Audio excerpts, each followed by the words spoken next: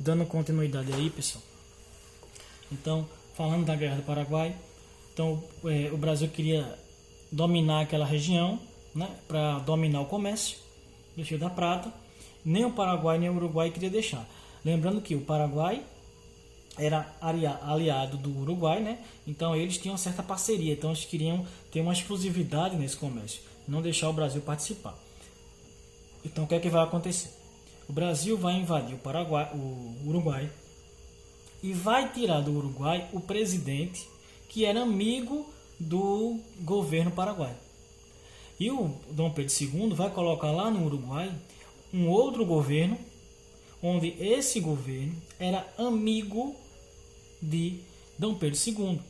Por quê? Dom Pedro queria no Uruguai um cara que fosse amigo dele, uma pessoa que fosse amigo dele. Porque eles poderiam fechar uma parceria e dominar o comércio do Rio da Prata, monopolizar o comércio do Rio da Prata, tirando o Paraguai, por exemplo, né? Então o que é que acontece? Devido a isso, o Paraguai vai declarar guerra ao Brasil, porque o Brasil invadiu o Uruguai, né? E tirou de lá o presidente, né, que era amigo do governo paraguaio, certo? Então aí é declarada a guerra do Paraguai ao Brasil. E aí vai entrar a Inglaterra. A Inglaterra entra na guerra do Paraguai indiretamente, tá? Ela participa indiretamente, ok, pessoal? Por quê?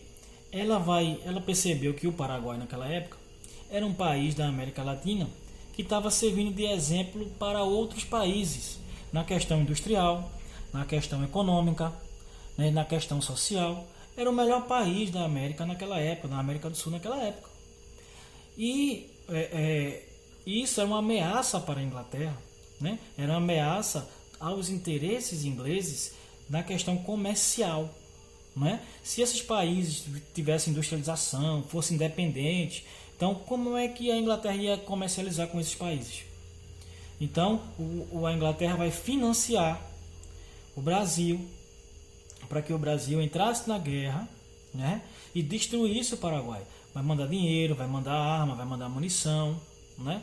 Então vai ficar o Brasil e o Uruguai, que agora o presidente era amigo, né, Dom Pedro II, contra o Paraguai, tá? Mas para formar a Tríplice Aliança faltava mais um país aí, que vai entrar aí, ó, a Argentina agora, formando a Tríplice Aliança, tá? Ó.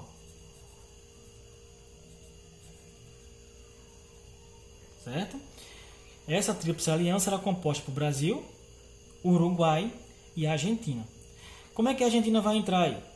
O Paraguai, para chegar ao Brasil, às terras brasileiras mais rapidamente, eles queriam passar pela Argentina, cortando o caminho, né, até chegar no Brasil. E a Argentina disse: não vou deixar passar pelas minhas terras. Então o que acontece? O Paraguai vai declarar guerra à Argentina também. É aí que a Argentina entra na guerra. Então a Tríplice Aliança vai ser formada por Brasil, o Uruguai e a Argentina, né, contra o Paraguai. Lembrando que ainda tinha a Inglaterra aí por fora, né, dando um suporte financeiro a esses três países aí, o Brasil, Uruguai e a Argentina, tá? Para destruir o Paraguai. Então essa guerra vai durar de 1864 a 1870, né? Nessa guerra aí, logicamente, vai se destacar, né, Duque de Caxias. Ele não tinha esse nome, não tinha esse cargo de, não é um cargo, né? Não tinha chegado a esse patamar de duque, né? Mas ele participa, ele lidera, né, uma grande parte do exército paraguaio aí, né? Tá? E aí, o Marechal também Deodoro da Fonseca e Floriano Peixoto também vão participar dessa guerra, que depois vão dar um golpe aqui, ok?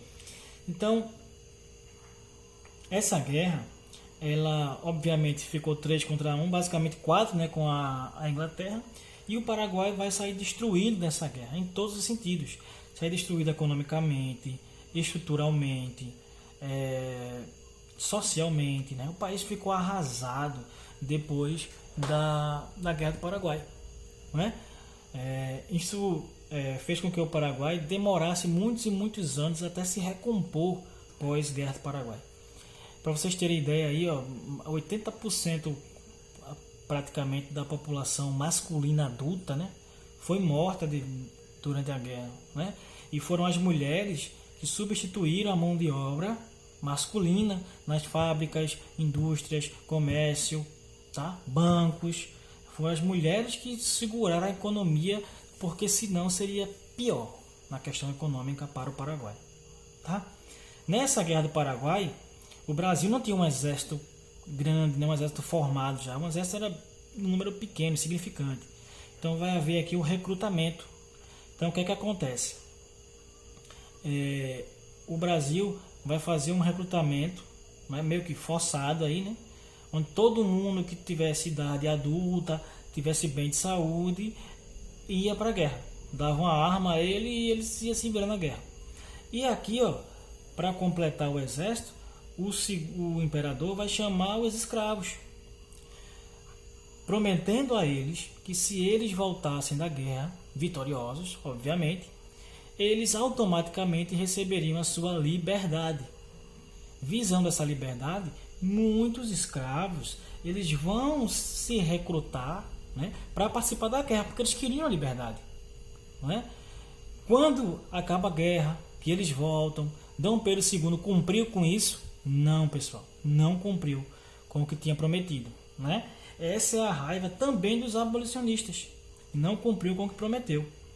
E aí se junta os abolicionistas, se junta os militares. Por que os militares? Porque Dom Pedro II prometeu aos militares participação na política, uma situação financeira melhor, aumento de salário, né? Regularizar, né? Transformar o exército em uma profissão, coisa que não existia antes. O exército naquela época não era como é hoje, não tinha regalias, não tinha direitos, não tinha nada. Então Dom Pedro II prometeu organizar estruturalmente o exército brasileiro, a questão militar brasileira, né? E também não prometeu. Então os abolicionistas, os militares e a igreja. Lembra lá do primeiro reinado que eu falei que tinha o sistema padroado, onde o imperador Dom Pedro I ele se metia nas questões religiosas, ele mandava na religião católica no Brasil. Então o que é que vai acontecer? A igreja se junta também contra o imperador. Então os abolicionistas, os militares e a igreja se unem para derrubar o governo de Dom Pedro II, ok? E o golpe militar vai ser dado em 1889, 15 de novembro de 1889.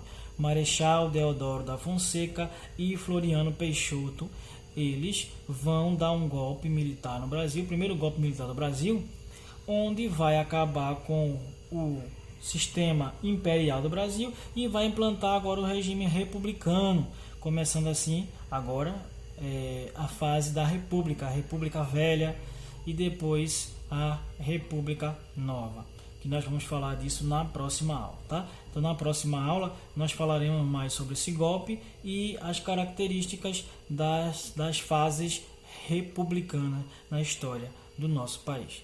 Valeu, pessoal? Então espero que tenham gostado desse novo formato aqui, né, de aula, e até a próxima aula, se Deus quiser.